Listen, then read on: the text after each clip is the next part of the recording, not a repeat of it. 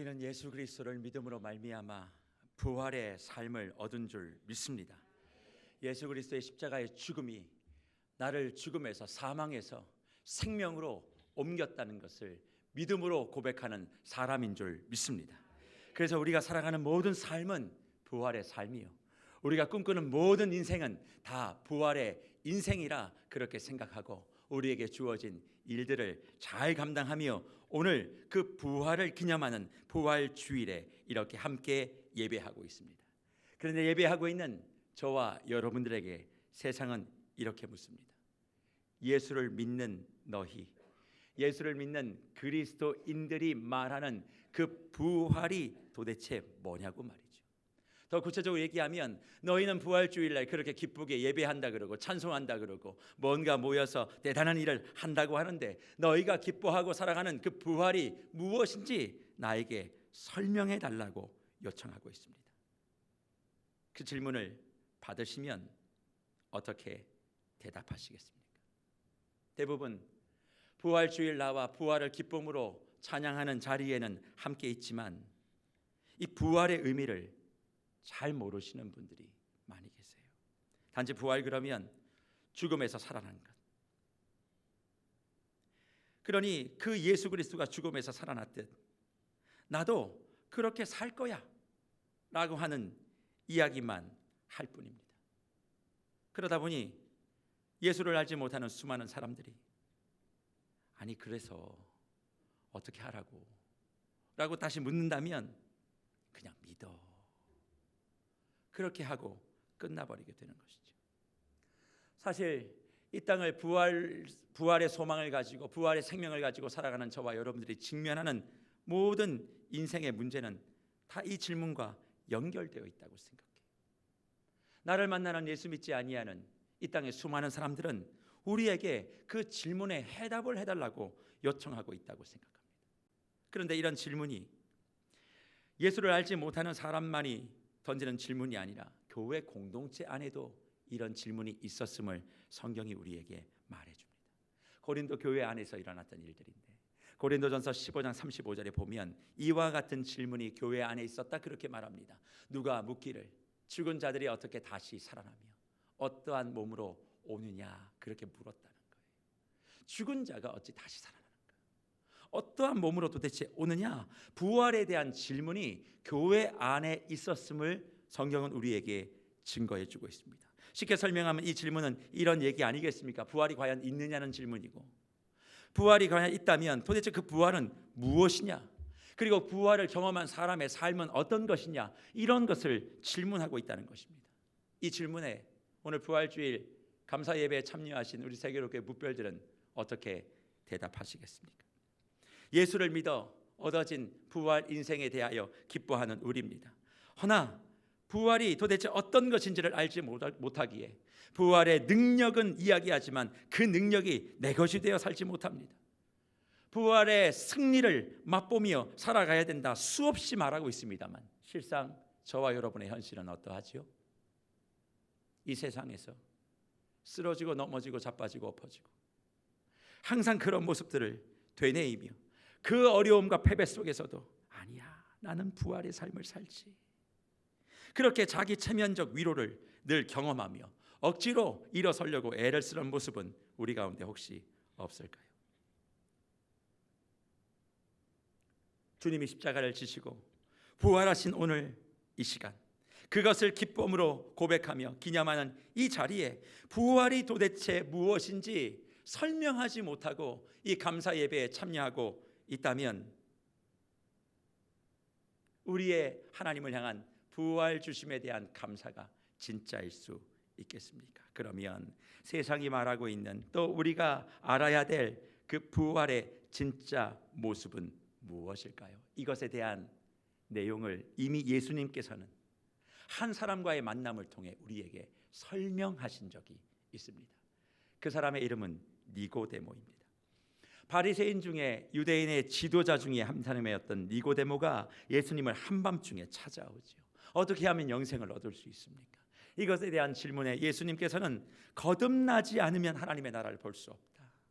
다시 태어나지 않으면 하나님의 나라를 볼 수 없다. 그렇게 말하자 니고데모가 요한복음 3장 4절에 이와 같이 예수님께 질문합니다. 니고데모가 이르되 사람이 늙으면 어떻게 날 수 있사옵나이까? 두 번째 모태에 들어갔다가 날 수 있습니까? 그렇게 물어보는 거예요. 어떻게 사람이 다시 태어날 수 있어요, 예수님? 엄마의 그 모태에 다시 들어갔다가 다시 태어나야 된다는 그 말입니까? 그렇게 물어보는 거죠. 그러니 예수님이 답하시기를 사람이 물과 성령으로 나지 않으면 하나님의 나라에 들어갈 수 없다 말씀하세요. 물과 성령으로 다시 태어나지 않으면 하나님의 나라에 들어갈 수 없다. 그러면서 6절에 이어서 주님께서 뭐라고 말씀하시느냐? 육으로 난 것은 육이요 영으로 난 것은 영이니 내가 내게 거듭난 것은 놀랍게 여기지 말라. 그렇게 말씀해 주고 계신다는 거예요. 그러면서 뭐라고 말씀하십니까? 거듭나지 않으면 하나님 나라에 들어갈 수 없다. 하나님 나라에 들어가기 위해선 거듭나야 해. 다시 태어나야 돼. 그런데 그 거듭남은 육이 다시 태어나는 게 아니라 영이 새롭게 되는 것이야. 근데 그게 어떻게 되어진다고? 성령을 통해서만 그 일이 이루어지는 것이야. 그렇게 말합니다. 그러니까 예수님께서는 거듭남을 이야기하며 하나님의 나라를 보는 사람은 다시 태어나는 사람, 영으로 새롭게 되어지는 사람, 그 사람만이 하나님의 나라를 볼 수 있다. 그렇게 말씀하세요. 그런데 다시 태어난다라고 하는 이 거듭남이 부활과 동일한 의미라는 사실을 여러분들은 알고 계십니까? 왜 이것이 동일한 의미일까요? 베드로 사도가 한 고백이 있기 때문에 그렇습니다. 베드로 사도가 베드로전서 1장 3절과 4절에 이렇게 말씀합니다. 우리 주 예수 그리스도의 아버지 하나님을 찬송하리로다.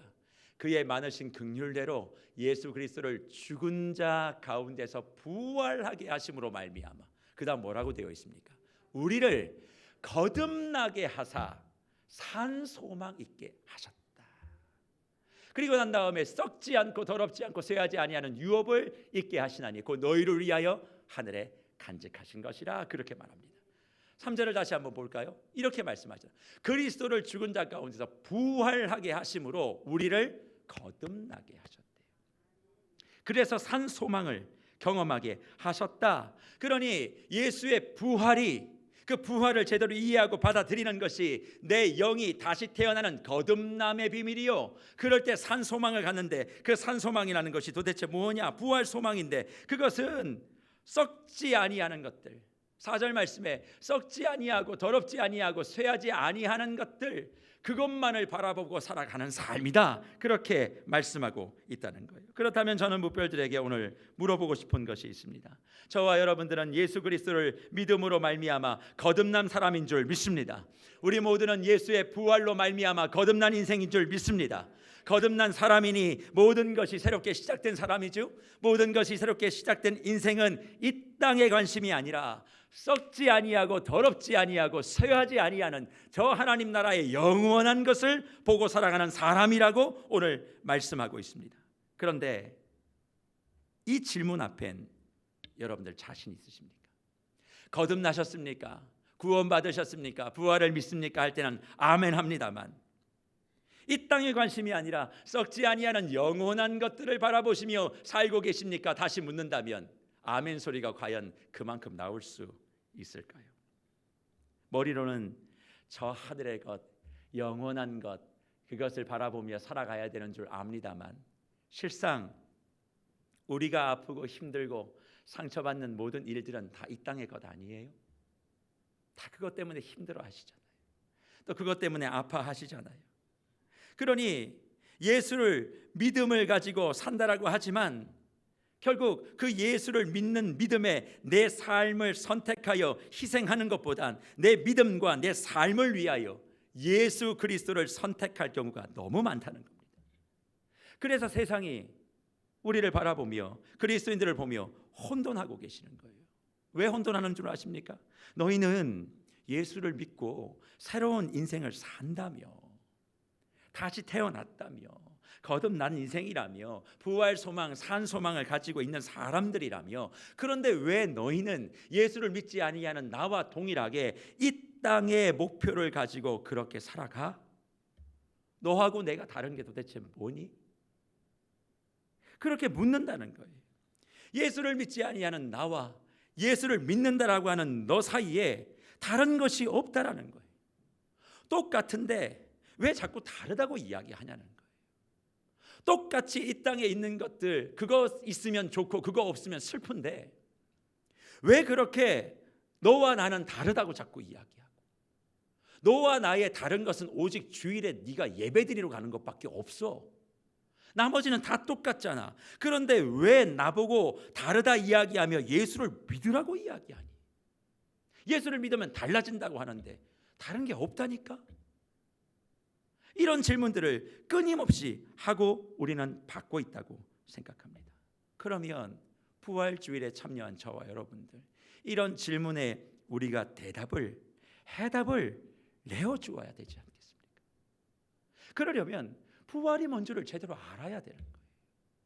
그냥 예수가 죽으셨다가 살아나셨다는 이 부활이 아니라 그 부활 속에 담겨져 있는 거듭남의 비밀, 도대체 부활의 삶이 어떤 것인가, 그거를 분명히 알아야 내가 부활의 소망과 거듭남을 확실하고 있으면서도 혼돈과 혼란의 삶을 경험하고 있는 이것에 종지부를 찍지 않겠어요? 그러면 그 해답을 우리가 어디서 찾을 수 있을까? 사도 바울은 고린도 교회를 향하여 그 부활의 의미를 찬찬히 설명해 주고 있습니다. 오늘 본문 44절과 46절부터 그 부활의 의미를 찾아가 보려고 합니다. 뭐라고 말씀합니까? 육의 몸으로 심고 신령한 몸으로 다시 살아나니 육의 몸이 있은즉 또 영의 몸도 있느니라. 기록된 바 첫사람 아담은 생령이 되었다 함과 같이 마지막 아담은 살려주는 영이 되었나니 그러나 먼저 신령한 사람이 아니요 육의 사람이요 그 다음에 신령한 사람이니라. 그렇게 말씀합니다. 바울이 부활이 도대체 뭡니까? 부활의 과정이 도대체 뭡니까? 부활의 의미가 무엇입니까? 공동체 안에 나오는 그 부활에 대한 질문을 설명하면서 바울은 이것에 대한 해답을 창조로부터 시작해요. 우리 인간의 구조로부터 시작한다는 거예요. 그러면서 육의 몸을 입고 시작했지만 부활은 신령한 몸으로 다시 살아나는 거예요. 육의 몸이 신령한 몸으로 변화되는 거야, 그렇게 말합니다. 그러면서 사람이 육의 몸이 있어요. 그리고 영의 몸이 있다. 그거를 우리에게 증거해 줍니다. 그래서 저 본문을 그대로 읽으면 그렇지, 사람이 육신이 있고 영혼이 있지, 영이 있지, 육과 영이 있지, 이렇게 그냥 받아들입니다만 사실 저 번역은 좀 바르게 해석될 필요가 있습니다. 원래 헬라어 성경은 저 번역을 지지하고 있지 않아요. 그러면 어떻게 되어 있느냐? 이 구절에서 육의 몸이라고 되어 있는 저 구절, 44절 처음에 나와 있는 육의 몸, 또 중간에 있는 육의 몸, 이것이 육의 몸으로 사실 번역이 되어 있습니다만 원래 헬라어 성경에는 레페시 하야라고 되어 있어요. 레페시가 혼입니다. 하야는 그릇이에요.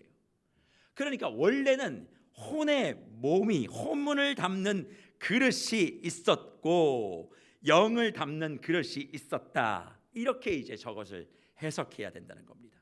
그러면 혼의 몸이 뭐냐?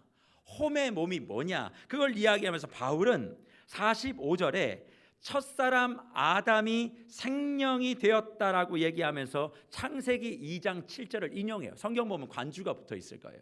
기역, 니은, 디귿 이런 것도 붙어 있으면서 창세기 2장 7절 바울이 그걸 인용했다는 겁니다. 그래서 이렇게 되어 있습니다. 같이 한번 읽어볼까요? 창세기 2장 7절 말고 그 앞에 있는 내용들 뭐라고 얘기하고 있습니까? 기록된 바 첫사람은 아담은 생령이 되었다 함과 같이 마지막 아담은 살려주는 영이 되었다.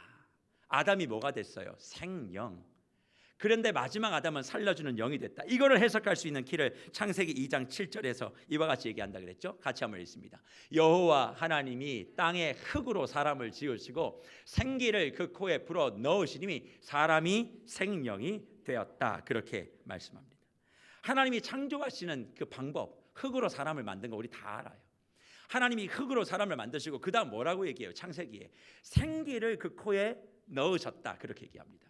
그러면 그 생기를 코에 넣자 사람이 생명이 되었대요. 이 생기와 생명을 해석하지 못하면 육의 몸, 혼의 그릇을 이해할 수가 없습니다. 그러면 창세기 2장 7절에 말하는 이 하나님이 사람을 창조하시고 흙으로 빚으시고 생기를 넣었다라고 하는 이 생기가 도대체 뭐냐? 이게 레페시예요. 아까 육의 몸을 할 때 레페시. 그러니까 영이 아니에요. 혼을 넣어준 거예요. 그래서 이것을 그대로 잘 해석을 하자면 하나님이 생기를 불어 넣으셨다라고 하는 건 숨을 넣어주셨다는 거예요. 생명을 넣으셨다는 거예요. 흙은 물질이잖아요. 생명이 없는 것.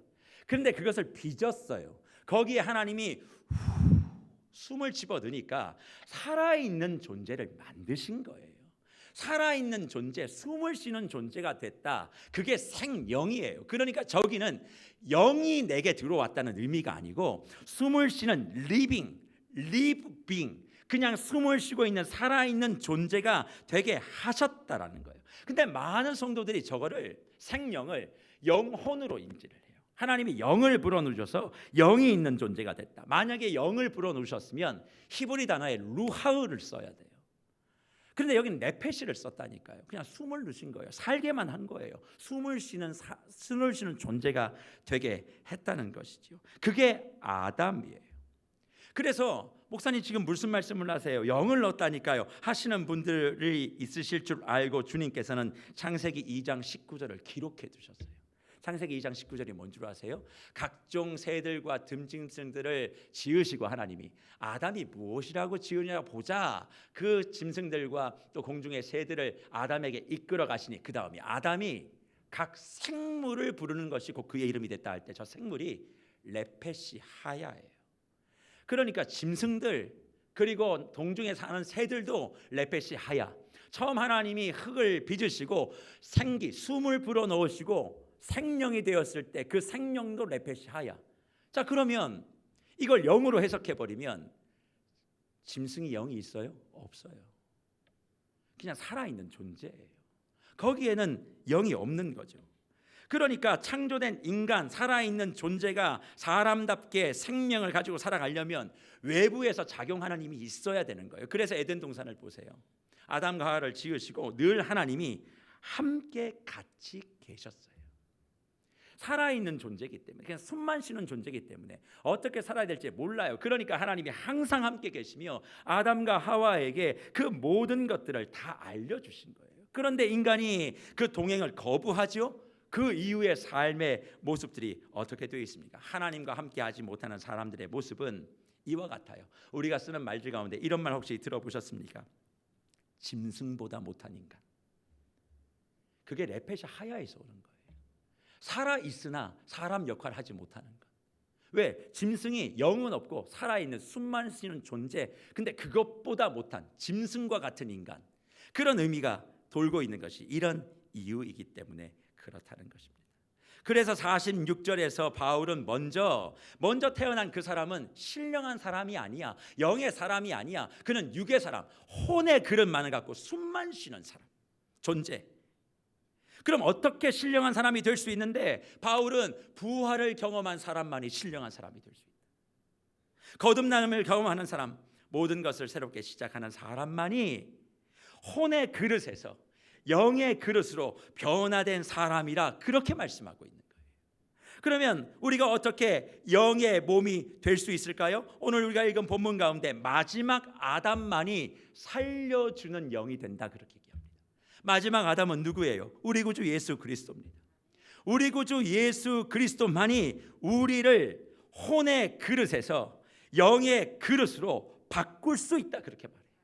육의 몸에서 신령한 몸, 곧 부활과 거듭남의 소망을 갖고 있는 새롭게 시작하는 사람으로 변화시켜 주신다 그렇게 말씀하시는 겁니다.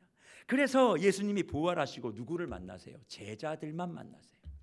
그 제자들을 만나시면서 요한복음 20장 21절과 22절에 이 원리를 관통하는 해답을 다 주시고 승천하셨어요. 요한복음 20장 12절과 21절과 22절에 뭐라고 말씀하십니까? 예수께서 또 이르시되 너희에게 평안이 있을지어다.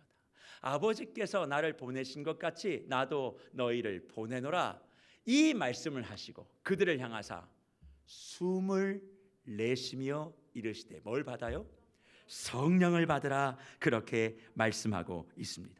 여기서 말하는 성령이 히브리 말로 얘기하면 루하흐, 헬라어로 얘기하면 푸뉴마, 곧 거룩한 영을 넣어 주신 거예요. 창세기 2장에서는 그냥 숨을 불어넣어서 흙을 살아있는 존재로 만드셨지만 부활하시고 난 다음 예수님께서는 숨을 불어넣어 주시면서 성령을 받아라, 거룩한 영이 너희 안에 장악하게 되어지는 것, 이것이 거듭남이고 부활이라 말씀하고 계신다는 것입니다. 주님이 그래서 보내시고자 하는 사람이 누구예요? 아버지께서 나를 보내신 것 같이 나도 너희를 보내노라 할 때 그 보내는 사람은 예수를 믿는 차원을 넘어 주의 영을 내 몸속에 완전히 장악시키고 생각과 사고와 시선과 말과 마음의 상태와 손과 발의 모든 움직임이 성령에 완전히 장악된 그 사람을 보내시겠다 하시는 거예요. 거듭나여 완전히 새 사람 된 사람, 숨만 쉬고 있는 존재가 아니라 이제는 하나님의 영으로 완전히 무장되어져서 생각하는 바 말하는 바 모든 것이 하나님의 뜻에 합당한 그 사람을 보내시겠다 말씀하시고, 그 사람을 통해서만이 하나님의 나라의 일을 하시겠다 우리에게 말씀하시며, 부활 이후 제자들에게 나타나 그에게 성령을 부어 주신 것입니다. 그러기에 이런 부활의 새로운 변화를 체험하는 사람들에게 나타나는 변화가 있어요. 숨만 쉬는 존재가 거룩한 영이 들어오게 되니까 완전히 달라지는 거예요. 그게 뭐예요? 바울은 오늘 본문 48절과 49절에 그 변화를 이렇게 이야기합니다.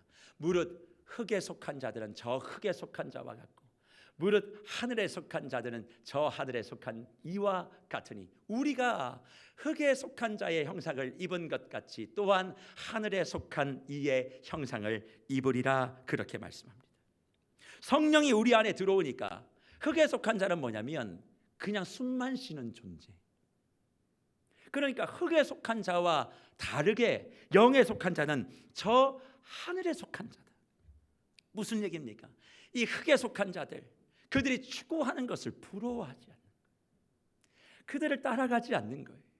이 땅에 소망을 두고 흙에 살아가는 그 삶들, 숨만 쉬는 존재자들이 추구하는 그 기쁨을 하늘에 속한 자, 영을 경험한 자, 거듭난 우리는 부러워하거나 침을 흘리지 않는다는 거예요. 예수를 믿는다고 해도 세상 사람들이 동일하게 바라는 것들만 눈물로 기도하고 그것이 있으면 축복이고 그것이 없으면 하나님이 나를 미워한다라고 하는 그 의식을 버리는 삶이 성령이 내게 들어올 때 나타나는 변화라고 말씀하고 계십니다. 세상의 삶의 방식을 정돈하는 거예요. 하나님 나라의 생활 방식으로 완전히 살아가는 거예요. 세상은 이해하지 못하는 삶을 사는 거예요. 세상은 꿈꾸지 못하는 것들을 바라보고 살아가는 것, 그것이 거듭남과 부활 소망을 제대로 이해하고 그것을 누리는 삶의 모습이라 말씀하는 거죠. 그래서 사도 바울이 로마서 8장 5절과 9절에 뭐라고 고백하는 줄 아십니까? 이렇게 얘기해요. 육신을 따르는 자는 무슨 일을? 육신의 일을. 영을 따르는 자는 영의 일을 생각하나니. 육신의 생각은 사망이요 영의 생각은 생명과 평안이라. 육신의 생각은 하나님과 원수가 되나니 이는 하나님의 법에 굴복하지 않을 뿐 아니라 할 수도 없습니다. 육신에 있는 자들은 하나님을 기쁘시게 할 수 없느니라. 만일 너희 속에 하나님의 영이 거하시면 너희가 육신에 있지 아니하고 영에 있나니 누구든지 그리스도의 영이 없으면 그리스도의 사람이 아니라, 그렇게 말씀하세요. 육신의 생각은 사망이래요. 왜요? 숨만 쉬는 존재가 숨이 끊어지면 죽는 거잖아요. 그런데 6절 말씀에서 영의 생각은 생명과 평안이래요. 영의 생각은 죽음의 문제를 해결한 거예요. 이 땅의 문제를 해결한 거예요. 그러니까 이 땅에 매이지 않으니까 내가 죽어도 생명이고 내가 무너져도 평안이고 내가 막혀도 하나님의 은혜와 축복을 받은 사람인 거예요. 그러니까 뭐라고 얘기합니까? 육신의 생각은 하나님과 원수가 된다. 그 다음에 아주 귀한 고백이죠. 하나님의 법에 굴복하지 아니할 뿐 아니라, 그 다음이요, 할 수도 없대요. 성령이 내 안에 들어오면 하나님의 말씀을 거부할 수가 없다는 거예요.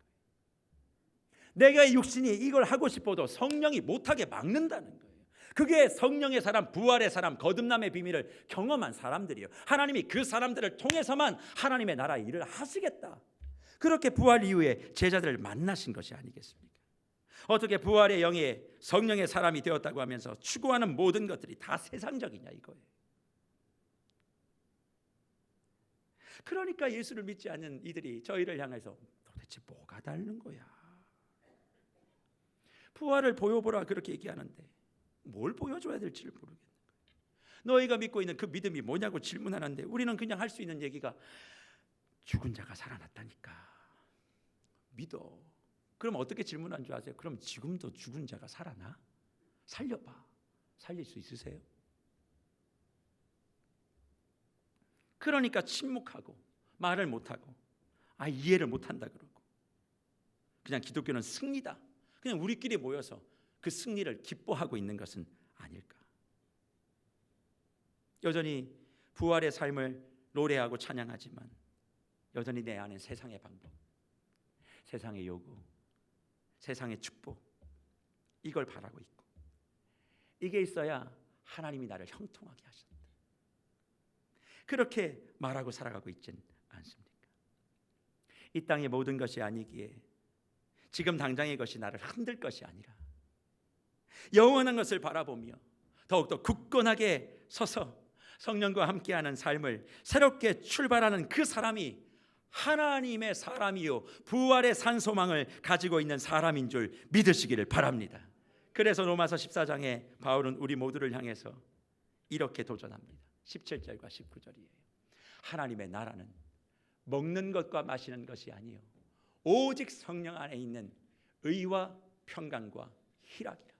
이로써 그리스도를 섬기는 자는 하나님을 기쁘시게 하며 사람에게도 칭찬을 받느니라. 그러므로 우리가 화평의 일과 서로 덕을 세우는 일을 힘쓰나니 그렇게 말합니다. 하나님의 나라는 어디에 있어요? 먹는 것과 마시는 것이 아니다. 이 땅에 흙의 사람들이 추구하고 있는 것이 인생의 목표가 되지 않는다는 거예요. 그래서 우리 묵별들 기억하세요. 세상에 예수 안 믿어도 부자들 많아요. 예수 안 믿는 사람들 중에 부자가 더 많아요. 잘 먹고 잘 사는 사람 많습니다. 그런데 우린 예수 믿는 게 이 땅에 부자 되는 거라면 뭔가 좀 이상하지 되지 않아요? 예수 안 믿어도 부자 될 수 있다니까요. 근데 여기 와서 왜 부자 되게 해달라고 기도하시냐고. 부활의 의미를 몰라서 그래요. 여전히 레페시 하야 혼의 그릇을 가지고 여기 앉아 계시는 거예요. 눈에 보이는 거, 좋은 집, 좋은 차, 그게 하나님 축복이에요. 그건 세상 사람들도 하는 거예요. 주님께서 우리에게 말씀하신 건 성령을 받아라. 그 성령의 사람으로 살아라. 그렇게 되어지니까 이 땅에 관심이 아니라 영으로 사니까